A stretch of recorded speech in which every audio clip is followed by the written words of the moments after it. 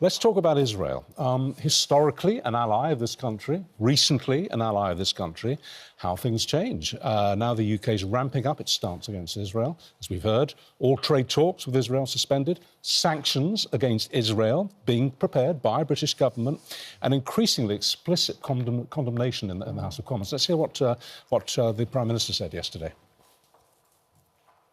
And I want to put on record today that we're horrified by the escalation from Israel. We repeat our demand for a ceasefire as the only way to free the hostages. We repeat our opposition to settlements in the West Bank. And we repeat our demand to massively scale up humanitarian assistance into Gaza. Position's hardening, isn't it? Yeah, well, if you go back 3 years ago, October, the horrific Hamas pogrom, Britain was giving military aid to Israel and shot down missiles fired from Iran at Israel. And that support and that horror is there, but you cannot sit idly by when you look what is happening in Gaza with the slaughter of so many innocent Palestinians, and a majority of them women and children. Absolutely horrific. And it's not just Britain, it's much of the world now turning. You hear the same in France. Even Donald Trump, big supporter of Israel, put round that video at one point, which showed Trump Gaza, talked about moving 2 million people out. Even he's turning as he sees the footage come in of young people, women, children, babies being killed. At the very best, this is breaking international law. It's a war crime. You cannot use aid and be killing people on this scale without it being a war crime. What Hamas did was absolutely horrific. This is equally horrific, but there are even more people dying. Andrew, as we move from verbal condemnation to actual sanctions and the withdrawal of any conversations about trade deals, do you think it'll make any difference in Israel? I still think the key is what America does. America's been a traditional supporter. Trump did his Middle East tour recently, did not go to Israel, quite significant, I thought. If he speaks out, and he's at best mercurial, isn't he, unpredictable in the way he's going to go, but if the United States speaks out and says it has to stop and turns off the aid, that would be hugely significant. But I think it is significant, and I think it's the fact that it's Britain, France, Canada, quite interesting allies here.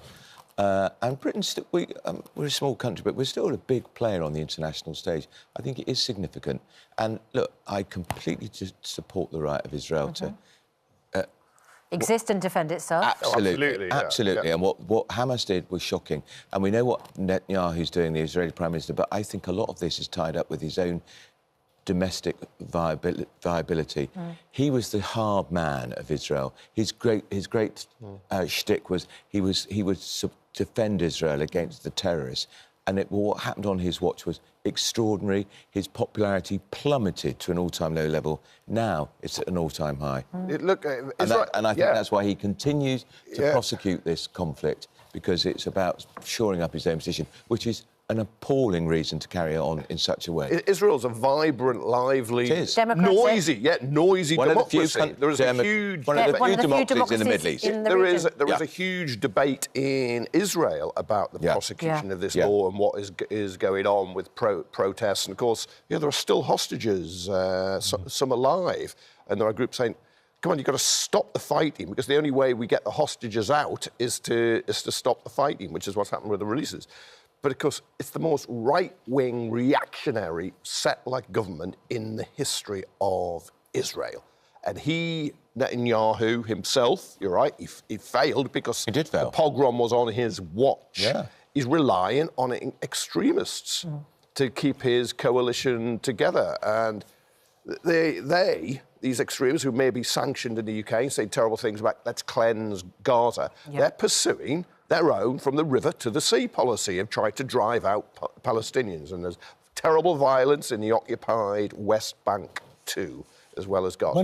When we talk about sanctions against Israel by the UK, what kind of sanctions are we talking about? Well, you could, first of all, end all weapons and arms. There are still contracts in place. They're not huge in the sense that America is a bigger supplier. Italy is a bigger supplier than we are, but nevertheless, it is there. You can impose economic sanctions. You can sanction individual members of the government. remember, some of the settlers have been sanctioned now, the settlers groups. So you could take all that. It's about being on the right side of humanity now.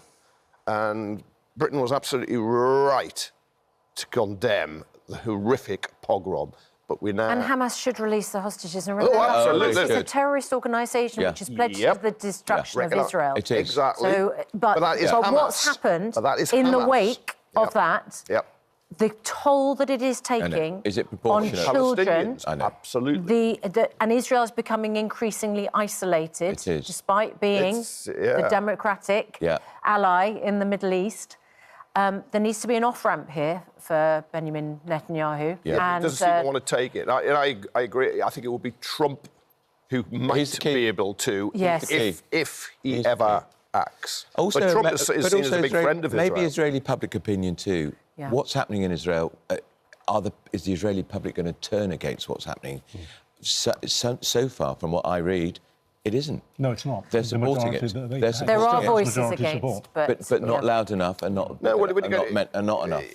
You understand the trauma in Israel of what happened with that pogrom, and 1,200 people were killed. Brutally. Some were soldiers, many were civilians. 250 people at the music festival, children. The hostages was 250, 260 people taken. If you scale that out, that would be the equivalent of 10,000 or so people being killed in an attack in the UK. You'd understand. You've got to try and walk in other people's shoes, which you can, and then think of yourself in the Palestinian shoes now. Not Hamas shoes, but in the shoes of Palestinians. And they've all lives matter in this case.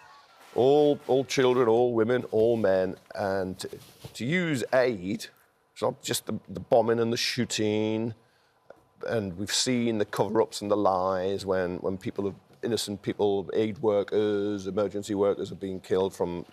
I mean, Israel, if there was an Israeli spokesperson here, they would say aid was available, Hamas took the aid, what they would say. Sold the aid in order to fund attacks on Israel. They'd say they kept it away from the people who needed it. And if aid workers working in Gaza were there, they would completely contradict that. And let's also remember, Israel does not allow UK, Western world journalists into Gaza to report what is happening. It's a hellish situation. And someone needs to fix it, and you would hope... I think it has to be Trump. ...that President Trump was the one who would he's got the voice. The clout. But for the UK, it's been on the right side. In the meantime, the UK and Canada and France have decided to condemn. Well, should we come back home? For months now, on programmes like this, every government spokesman you can shake a stick at has stood firm on the winter fuel allowance policy. They said, we're not going to change it, we're not going to change it, we're not going to change it. Very interesting. The BBC reported yesterday that they're catching the news that senior government figures are now in active talks to do exactly that, to reverse the fuel allowance. Do we believe it? There was a Guardian report a fortnight ago. I think they've realised that they've made a terrible mistake politically, and the backlash has been so much greater than the Runcorn anticipated. But that's right. They lost by 6 votes, but it wasn't migration. Starmer and his island of strangers learned the wrong lesson, because Labour MPs who went to campaign said it was 2 things. One was winter fuel, and the other was benefit cuts coming down, personal independence payments. They were the 2 issues coming up. I thought you were Labour. Thought you were Labour. How have you done this? And so I think there's a spending statement by the Chancellor in next month. There's a budget later in the year. If I was Labour, and I was giving their incompetent comms advice, I'd say just reverse it. You turn completely. But they won't. As soon as possible. Because they're going to... This is all about sugaring the pill to protect the Chancellor, because it's humiliating for her if it's abolished completely. So they're going to just water it down and they will means test it. Yeah, and it sounds like they're going to spin this U-turn by saying that they're seeing economic benefits from cuts to interest rates and because of figures on economic growth. So they're going to defend the fact that they did it. They're not going to say it was a mistake. Which it was. But they're going to say, now we've got that little bit more money so we can ease the pain a little bit. Yeah. Or, you know, we've somehow come across, you know, a couple of $100 million. Down the back of the sofa. Found it down the back of the sofa, and we can use that to help the pensioners. I've been listening to her, and I can hear it, because, of course, when she did it, it was, we have a 22 billion black hole. Inherited from the Tories. We've got to fill it. This is 1.4 billion's worth. And then you hear, and it's quite right, the economic growth figures were healthier than anticipated the last quarter, 0.7%. And she began talking about the economy turning the corner. And all of a sudden, we have got some extra cash for it. But of course, in a 2.7 trillion economy, 1.4 billion that they saved was... I mean, it was the money down the back of the sofa. After you've had a night out, you've drunk too much, you've got a few coins in your pocket and they go down the back. That's what it was. It was the equivalent of those But also, coins. I think... But the damage is enormous politically. It was also the government trying to show it was tough. Being tough. We will make tough decisions, unlike the last shower that we had, who should have made some proper decisions. Trying to look tough, but actually... It wasn't tough. It was just wrong and wicked. Well, and, every single cruel. Pensioner that we spoke to, of course, on this programme, you know, just looks vulnerable and like Labour is just punching down. And then they were talking about... Government that, you know, in many cases people had voted for, not knowing that this was a cut that was coming. Well, and then you talked about you can get your pension credit, but we know hundreds of thousands of pensioners... 700,000 don't claim pension credit even though they are eligible because they're too proud or they don't know how to do it and it's too difficult to do it. If the government does reverse it under a carapace of a series of excuses which we can all see through, fine, that'll be good for pensioners. But will it be any good for the government? Is it too late? Have they done themselves irreparable damage? I think the damage is done. But you lessen it. You lessen it. No, you do. People, we've listened, we've changed. Do you remember? I'll go back, you know, to when I had black hair, to the David Cameron, George Osborne, Nick Clegg era, when they brought in the pasty tax. I think it was 2012. Put VAT on pasties. That wasn't anything like as bad. I tell you, if you go back, the backlash at the time and the ridicule was enormous. I was reading right-wing Tory commentators saying this government's cooked its goose, it's finished, it's gone. And of course, you can reverse these things, and it's better if you've made a mistake to fix it than to keep banging your head on a brick wall and creating resentment. But no, some damage will stay, but it'll lessen because you can create a new narrative. We came in, we made mistakes. We're now listening and we're getting it right, and we have a story to tell, and this is the story of recovery and life getting better and public services improving, NHS waiting lists falling, more money in your pocket. You can begin to see the story. Because they haven't got a story to tell other than we keep getting things wrong. They're not going to abolish it. They won't get rid of it completely. They'll raise the threshold, possibly. So there's going to be all the people slightly on the wrong side of it who miss it by a tenner. Why not just means test it so that it comes in for those on higher rate or just tax? Just put it on people's tax bill.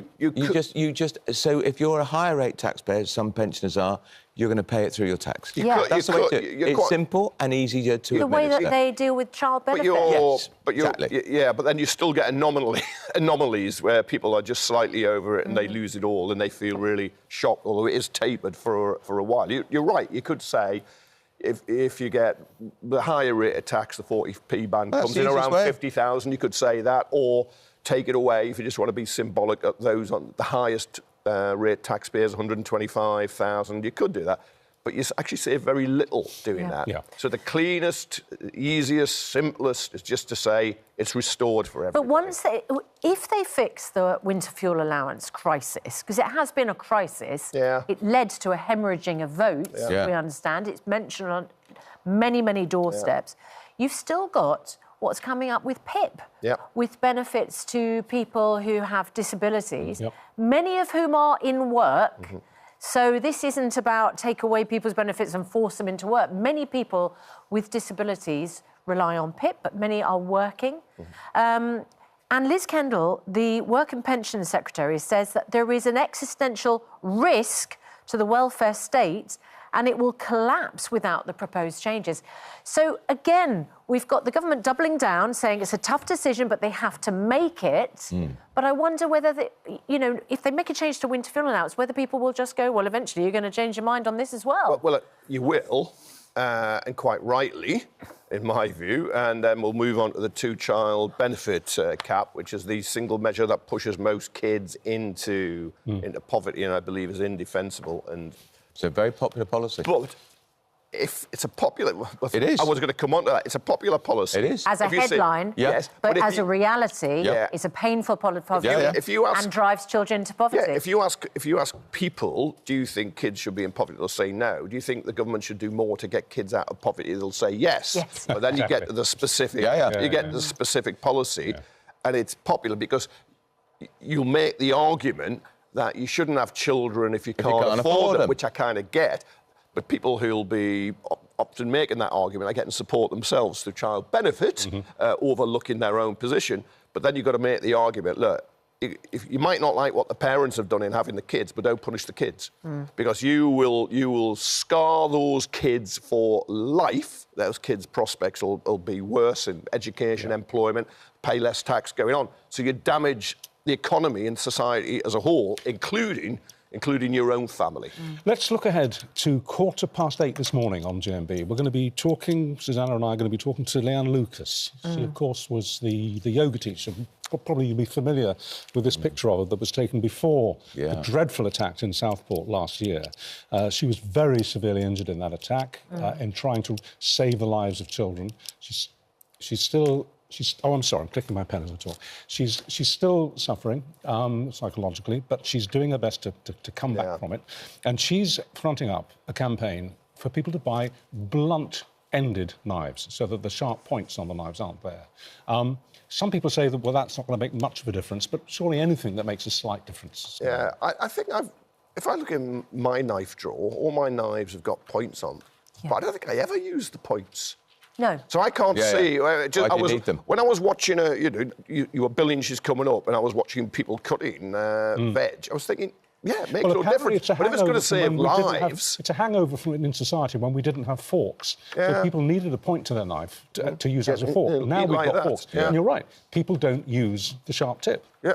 It just sounds so sensible. Yes. Why haven't we done it years ago? Yes. Actually, because why do we need points to the end of a blade? And if there are cases you need a knife to get something out of a shell or whatever, then sell knives to do that. But in general, they'd be in much smaller I'd numbers. back selling knives without those sharp points. And I must admit, until people began campaigning about it after Southport, I just never appreciated. No. It's not going to save everybody, but if it's going to save somebody... Yes. So a pilot scheme was brought in Kent. It was called the Safer Knife Replacement Scheme. And it gives police and partner agencies the ability to offer some families a pack of 4 or a single 5-inch rounded kitchen knife, and then safety advice as well and guidance in exchange for replacing all the pointed knives within their property.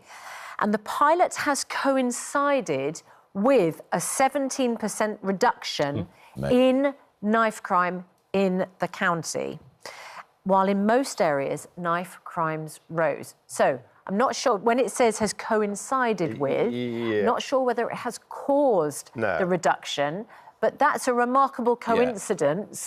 And will it mean, if you had these blades without the sharp end, that young men, let's be honest, that's who it normally is, are not going to feel the need to have one of them in their school bag? Or that's right.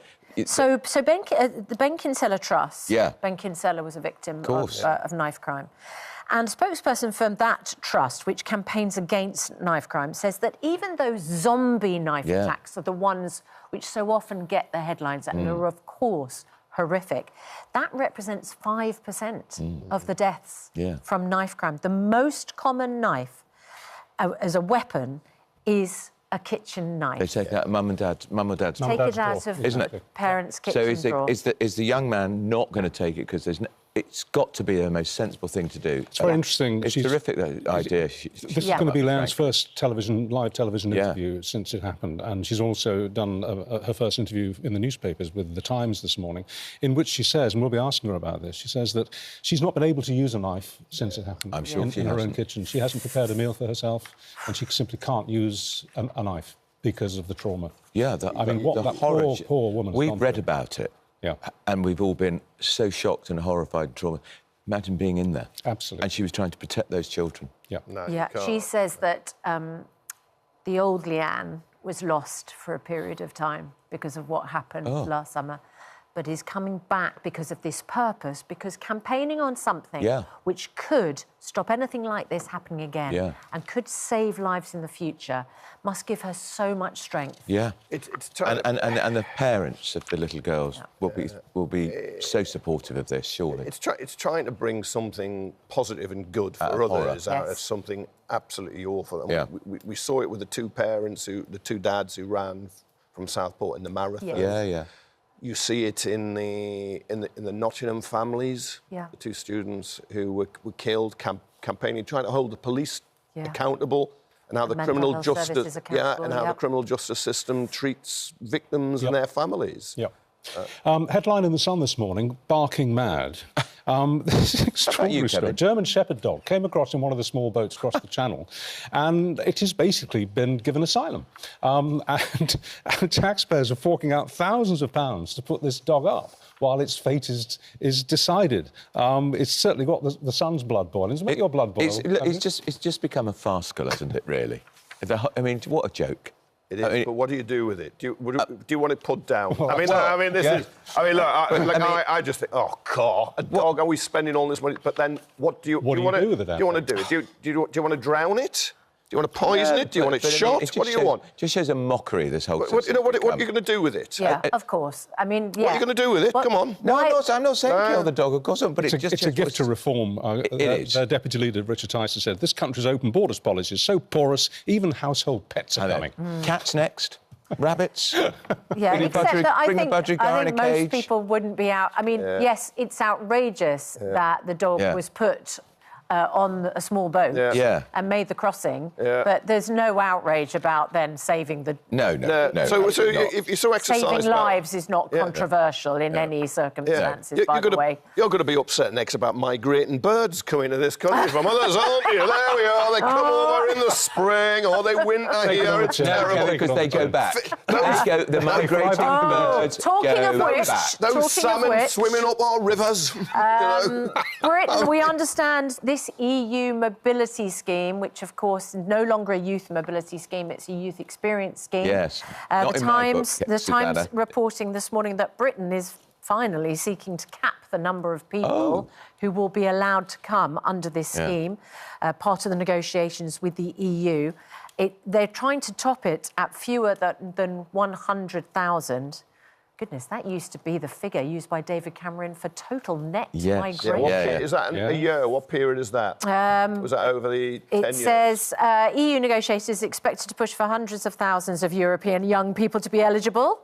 So they don't all come at once. Do you know what that would be politically toxic. But the United Nations definition of youth, young, is 18 to 24. Yeah. This is to 30. It's not young people. It's a complete con. It's free movement of people. It's not free movement. And the Daily Telegraph is still reporting they're going to bring their families too. It's not free movement. They're going to bring their families too. I thought this government wanted to cut migration. Free movement. It's a joke. What would be the justification for people to bring their families? If my son went to work somewhere else, I wouldn't expect that the whole family would be allowed to go and join. And equally, British people, because it's a reciprocal scheme, so British people going elsewhere. And we have lots of schemes with New Zealand, Australia, Japan, other countries where you do this. So it's exchanges, so it's not like a whole load of people moving here and staying. I think it's because it'll be older people if you've got a family. Like, I don't know. They're not young people. I was a dad by 25. Now, if young... No, a lot of people consider under 30. No, I just said the United Nations definition, 18 to 24. You normally worship the United Nations. It's to make it more widely available for people up to 30, because there'll be people in Britain, for instance. And would the family members be included in the cap? I don't know. That's the detail. I don't know the detail, nor does the Times. Yeah. And, I stop getting ahead of ourselves last night and said, what is the cap? How long is it going to last? We discussed. All going to be in the detail. I said, how much are we going to pay into the European Union for taking their rules but having no say? He said, it's all going to be in the detail. Taking their rules and having no say. So we sign a deal, but we don't know what it's going to cost us. What sort of deal is that? You should have thought about this. Useless. You should have thought about this before you pulled us out of the EU. Let's talk about Lucy Connolly. Lucy Connolly from Northampton, of course. Many people remember. She was the woman who went online after the Southport attacks, and she made some very inflammatory comments. She talked about mass deportation now. She urged her followers on X to set fire to hotels housing asylum seekers. She said, if that makes me a racist, so be it, and all that. Well, she was sent to jail, and she's appealed against a jail sentence yesterday, and the appeal's been turned down. So she's staying in jail. What do we make of that? 31 months she got. 31 months. Which I always thought was too long, in my view, and I think it's appalling that the crime was inciting racial hatred. Because it was called an exemplary sentence as a deterrent, but honestly, she's a mum, she's got a 12-year-old daughter.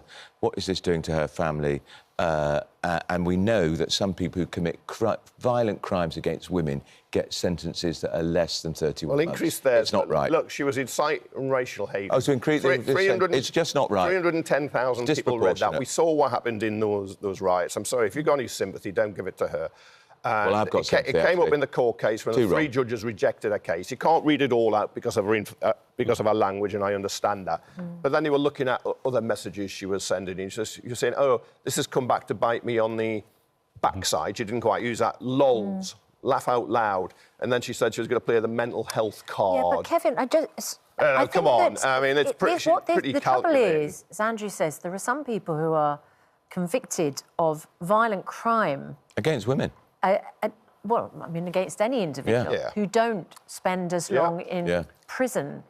So is incitement a more serious crime in this case than actually assaulting somebody physically yourself? I've often been on here in life generally thinking that sentence should be longer. In my view, I haven't sat through the court, haven't heard all the evidence, but I think that should be longer. And I keep saying that, but I'm not... Which crime? The one that where someone is guilty of assault? Sometimes, but I'm not going to say that this person, when the judges have gone through the law and they've looked at it, and the law hasn't been changed in recent times, so when Boris Johnson says we're turning into a police state, the laws would have existed during his period. So no, I'm sorry, I've got no sympathy for her. What about Kevin's point that when the sentence was handed down, it was a very specific time in this country. Britain was catching fire. That there were riots, the like of which we hadn't seen for a very long time. And his point is that an exemplary sentence had to be sent down to stamp out and extinguish those fires. That. But I still think nearly 31 months, it's nearly 3 years for a tweet. I think it was over the top. I thought it was over the top at the time, and I think cool head should have kicked in now, and I can't see why you're keeping a mother away from her child for something she regretted. She took the tweet down within 2 and 3 hours. She knew she'd made a mistake. She knew it was a mistake. Inciting murder. Come off it, Kevin. That's what she was doing. We bang up people for less who rape women. Murder. We bang up people for less who rape women. She was saying, go out. The courts decide that's more serious. Kevin, that's the trouble, isn't it? Is that the people who are outraged about it say it's an example of what they would call two-tier policing, two-tier justice. Because you'll get magistrates and judges making decisions every day if you go into courts, and you will agree with some and you will disagree with others. Inciting people to murder. Inciting racial hatred is the crime. Well, burn. If you're going to burn down the hotels they're in, and other language she used. All right, can we just heat of the moment. You can't read it all out. Right, let's turn our attention to an act of heroism back in 1940, because it is the 85th anniversary of Dunkirk. The absolutely remarkable rescue by what were known as the little ships. These hundreds of small boats that went to the northern coast of France to rescue our troops as they had their backs to the Germans. And they're doing it again this morning. They're going back this morning. 66 little ships going the other way across the Channel to France to reenact that extraordinary rescue. What was it? 350,000 soldiers were lifted off the beaches. Which under gunfire. Had to leave their equipment. Most of them came out on Royal Navy destroyers, frigates, ships, but the people just responded. They went out and they were horribly vulnerable because none of those vessels were armed. No. So they couldn't fight back. The Stukas were dropping dive bombs. Yeah, they were. The Germans trying to sink all of them. This was under fire. No, unbelievable. I mean, huge respect for those people.